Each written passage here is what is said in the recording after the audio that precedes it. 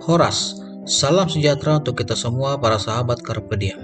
Kembali kita akan merenungkan firman Tuhan pada hari ini 26 Mei 2025. Sebelum kita merenungkan firman Tuhan, kita bernyanyi dari buku ND 716 ayat 1 dan ayat 3.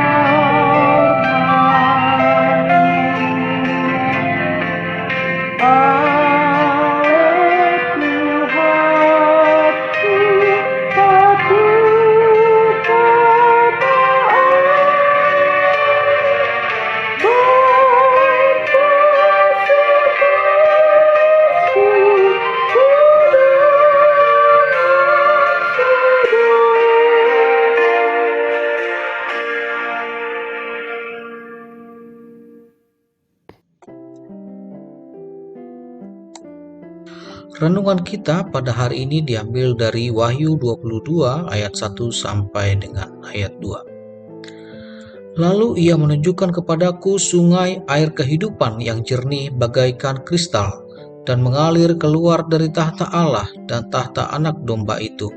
Di tengah-tengah jalan kota itu, yaitu di seberang menyeberang sungai itu, ada pohon-pohon kehidupan yang berbuah 12 kali, tiap-tiap bulan sekali. Dan daun pohon-pohon itu dipakai untuk menyembuhkan bangsa-bangsa. Demikian firman Tuhan.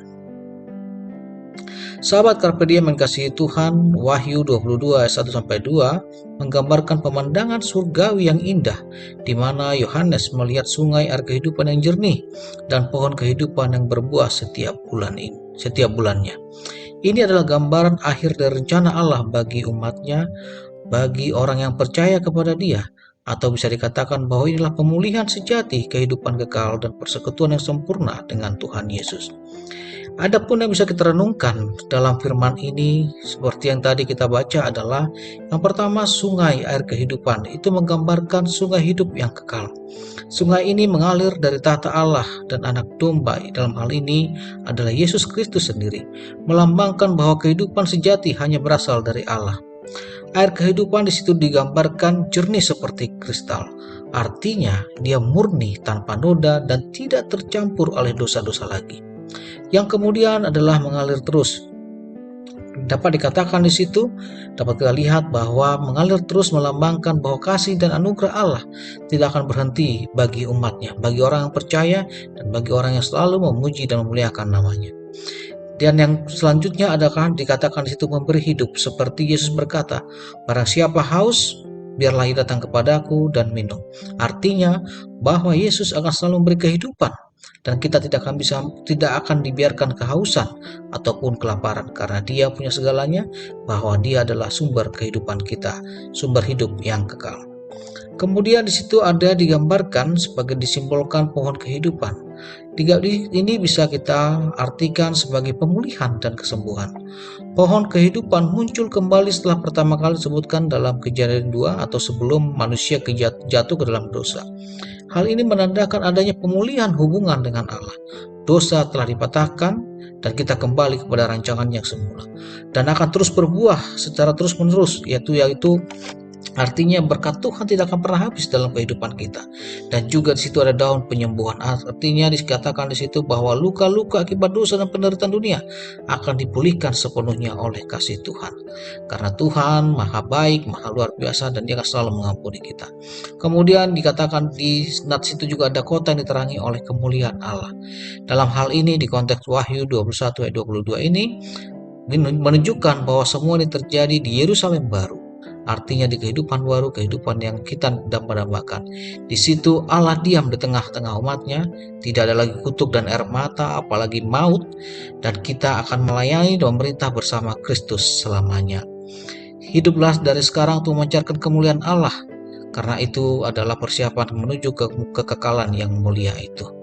Sahabat Carpe Diem yang dikasihi Tuhan, firman ini mengingatkan kita bahwa Allah menyediakan kehidupan yang berlimpah bagi kita hari ini dan sekarang melalui Roh Kudus maupun kelak di surga. Datanglah kepada Kristus jika Anda haus dan lelah, karena Dia adalah sumber kehidupan.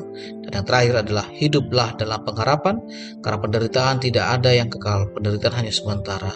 Karena kita sudah dipulihkan oleh Tuhan hari ini dan sampai selama-lamanya.